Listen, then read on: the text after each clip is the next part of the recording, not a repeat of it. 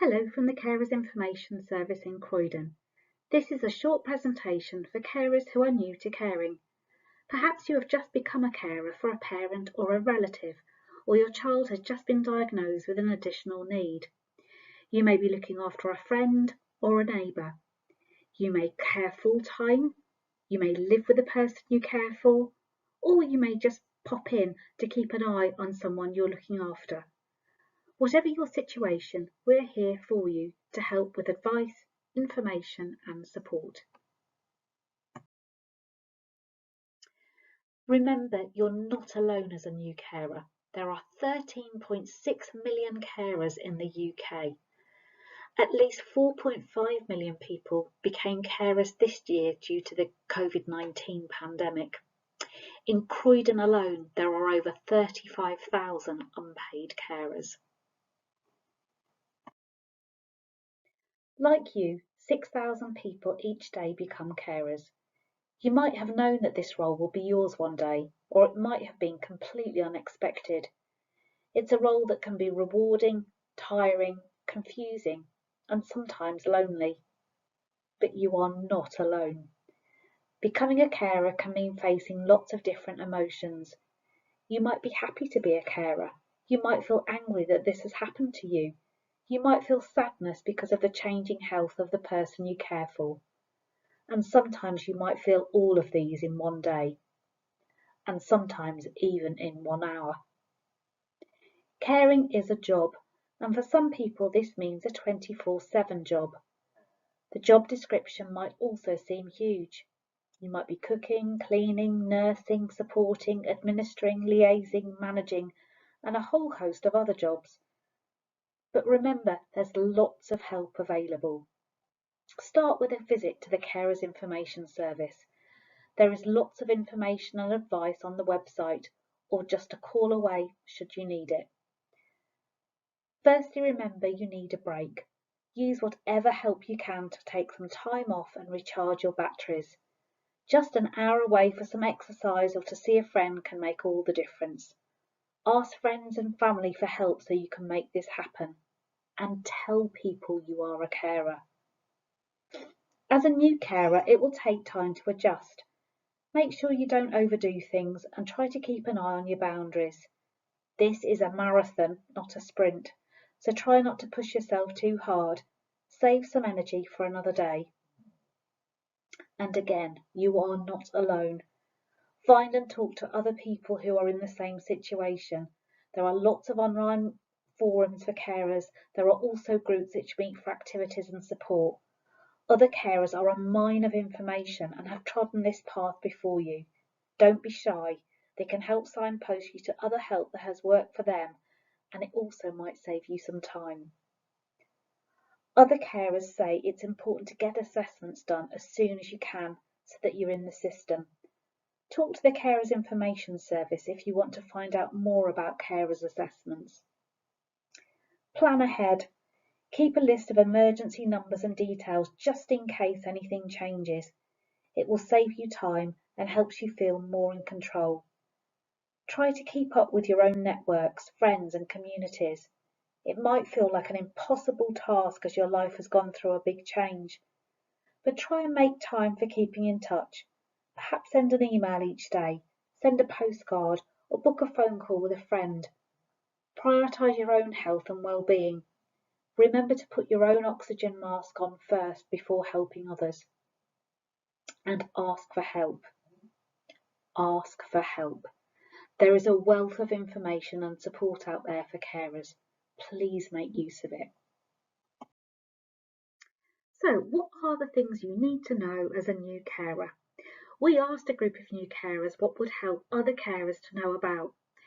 Here is what they said. Number 1, carers allowance. As a carer, you may be able to claim for carers allowance. Carers allowance is the main benefit for carers. It is worth £67.25 per week. The rate generally changes each financial year. To qualify, you must be 16 or over, care at least 35 hours a week for someone who is receiving a qualifying disability benefit, not be in full-time education, not earn over £128 a week, and satisfy UK presence and residence conditions. The qualifying benefits are attendance allowance or constant attendance allowance, middle or high rate care component of disability living allowance, either rate of the disability living component of personal independence payment or PIP, Armed Forces Independence Payment. You can only receive carer's allowance once, even if you care for more than one person. If you share caring responsibilities with someone else, only one of you will be able to claim carer's allowance. Another important thing to know about is attendance allowance. You need to have reached state pension age to claim attendance allowance. You need to have an illness or disability that makes it hard for you to look after yourself. It may mean you can claim other help too. Lots of people are eligible for attendance allowance but don't know enough about it to make a claim. To find out more about both of these benefits, please see our Money Matters guide. It's also important to know about carers assessments. So what is a carers assessment and how do you get one? A carers assessment is an assessment of your needs for support as a carer under the Care Act 2014. This applies to carers aged 18 or older. It's the responsibility of the council where the person you care for lives to provide your carers assessment. The assessment will look at how your caring role impacts your life and well-being. The council will then decide if you meet the eligibility criteria for support.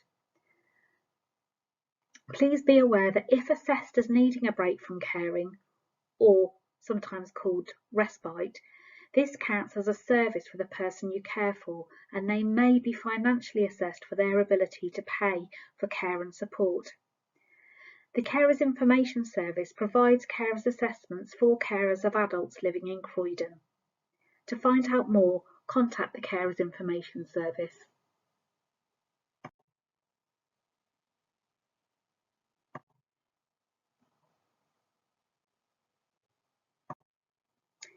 So what is respite care?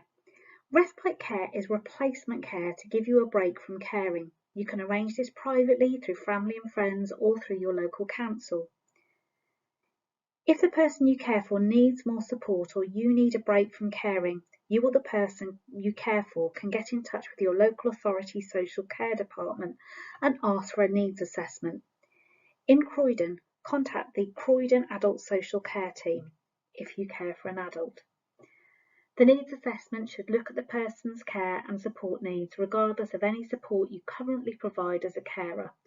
Your council will use the national eligibility criteria to see if someone is eligible for care and support services. The assessment will also look at how the person's needs affect their well-being and quality of life. As a carer, you can be involved in the assessment process as long as the person you care for agrees. Try to be honest about the support you provide on a day-to-day basis and any impact this has on you during the assessment.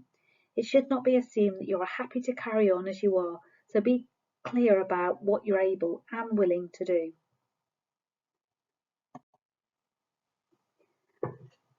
Lastly, what is lasting power of attorney?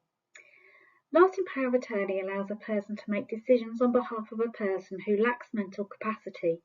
Mental capacity is the ability to make and communicate decisions. When making a lasting power of attorney, the person who gives permission for someone to make decisions on their behalf is called a donor. The person who makes decisions on a person's behalf is called an attorney. There are two types of lasting power of attorney: property and financial affairs and health and welfare. When setting up a lasting power of attorney for property and financial affairs, a person can choose to allow their attorney to make decisions about finances on their behalf before they lose mental capacity. A lasting power of attorney for health and welfare can only be used once a person loses mental capacity. The attorney has certain responsibilities when making decisions on a person's behalf. A lasting power of attorney must be registered with the Office for the Public Guardian to be valid. Lasting power of attorney can be applied for online, but you will need to print out and send the forms with a written signature. A power of attorney is a legal document, but you do not necessarily need to involve a solicitor. Remember that the Carers Centre has lots of more information and support available on all of these topics. So please do bear that in mind, and you don't need to know everything straight away. So what else do I need to know as a new carer? Other new carers have said that the following were really important things to find out about. First of all, first aid classes. If you are new to caring, it can be helpful to be prepared with knowledge about health and what to do if things get difficult.